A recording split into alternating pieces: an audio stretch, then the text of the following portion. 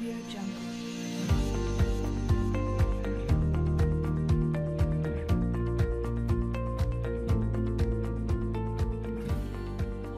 Right now, I'd like to talk to you about finding a good seismic retrofit contractor. You can always call a friend. You can consult Yelp. Those references are good, except the only thing they're going to tell you is whether the contractor was pleasant to work with, did they show up on time, were they clean. These things are important because nobody wants to deal with a contractor who is a headache. We've all had that experience before. But the only one who can really tell you if your retrofit was done properly is the earthquake. And so because it's only the earthquake can do it, only those who understand how earthquakes work and how they're resisted can actually give you a good reference.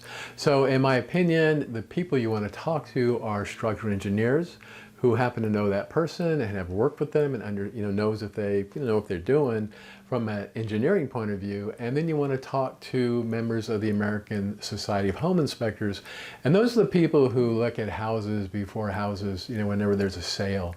So they crawl under houses all the time, probably a couple hundred a year, all the time, and they look at retrofits and they know quality workmanship when they see it.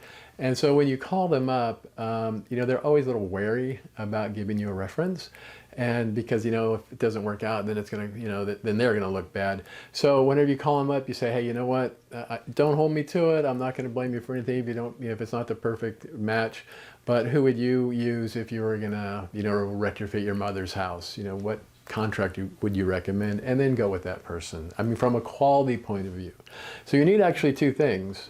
You need someone who does quality work, meaning they know how to use tools, they know how to make sure that things are done in a workmanlike manner that's professional, but you also want to make sure that they understand what they're doing. So you need those two qualities. Finding a good seismic retrofit contractor. You can always call a friend, you can consult Yelp. Those references are good, except the only thing they're going to tell you is whether the contractor was pleasant to work with, did they show up on time, were they clean. These things are important because nobody wants to deal with a contractor who is a headache. We've all had that experience before. But the only one who can really tell you if your retrofit was done properly is the earthquake. And so because it's only the earthquake knows if they know what they're doing from an engineering point of view. And then you want to talk to members of the American Society of Home Inspectors. And those are the people who look at houses before houses, whenever there's a sale. So they crawl under houses all the time, probably a couple hundred a year, all the time, and they look at retrofits and they know quality workmanship when they see it. And so when you call them up, they're always a little wary about giving you a reference. And because, if it doesn't work out, then it's going to, then they're going to look bad. So whenever you call them up, you say, hey, you know what? Don't hold. For example, I have personally seen retrofits where the guy killed himself. He did a great job. Everything was nailed properly. Everything was very carefully put together. But because he didn't understand what he was doing, he didn't achieve anything after all that work because he didn't understand the engineering. So you need someone who understands the engineering, and you also need someone who understands the practicality, and that's the places that you'll find that. The other thing you need in a retrofit contractor is you want to find someone who actually knows what happens to houses in earthquakes. So for example, someone who's looked at the photographs at the UC Berkeley collection of damaged homes, which is the largest collection in the world. So you go there, you look at it, and you see, well, actually, what has happened to houses? And for example, we see engineers who recommend doing, connecting the roof to the top of the walls, and that's never been a failure. There's never been a house, even when they've fallen down 6 feet or something, the roof has never become disconnected to the walls. So there's no point in doing that. So you need to find someone who understands what happens in actual earthquakes. The other thing I would recommend is you find someone who's familiar with all the seismic retrofit guidelines. There's about 7 of them. Let's see, 3 were published by FEMA, and then there was one from Los Angeles. There's an International Existing Building Code. There's also one from Seattle, Standard Plan A. Portland has one now. I mean, there's all these different things, and the reason they may not use them, and frankly, we don't use them. We custom design everything, rather than these recipe books is what we call those. is they just, you want to show that they're interested in the subject, that they're always looking for good ways to do things. The other thing you want to find is someone who's in touch with the research laboratories who are doing all the research on this subject. The retrofitting is being researched all the time. And what happens is when research is done in a laboratory and they discover something, really important, that doesn't make it into the building code until approximately 5 years later, 5 to 7 years later. It takes a long, long, long time. So when that research is done, there might be something really important, and you want to make sure that that engineer has the phone numbers of the different institutions. So for example, the American Plywood Association, they're the ones that do all the testing for something called shear walls. Now, shear walls are a big part of practically every retrofit. You can look at the, just go to the card above, and you can see what cripple wall retrofits are. So, if different ways of putting the plywood up and the building the shear walls, and that particular organization does all the research on that. So it's good for someone to have their phone number. How do you get the help desk? How do you find out what's going on?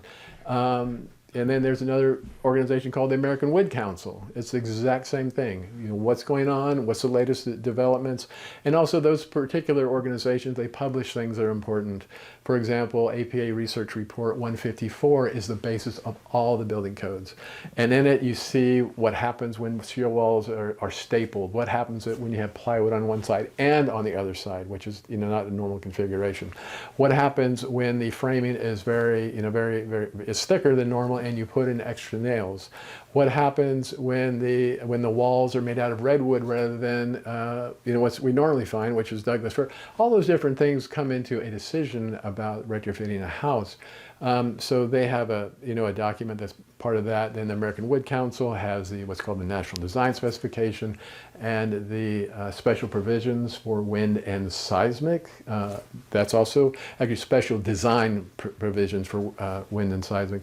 That's another document that a contractor should be familiar with, because all those things come into the decision-making process when you're designing and looking at a seismic retrofit. And probably the most important one is the California Existing Building Code. Now there's actually two codes in California. There's California Existing Building Code, which is the one that is used for the existing buildings, which all retrofits are, and then there's one for new construction. So the most important one, I would say, is the California Existing Building Code. You need to know the provisions that have to do with wood and retrofitting that are there. So for example, there's houses, a lot of old houses have plaster. You go to the walls and you take them apart, and this plaster is not sheetrock. And in this building code, it tells us that plaster can resist 1/3 of what plywood can resist, which is pretty good. And so when I'll go look at a house and I'll see a wall that's 30 feet long, and I've done calculations and I figure I need 10 linear feet of plywood to give me the resistance I need.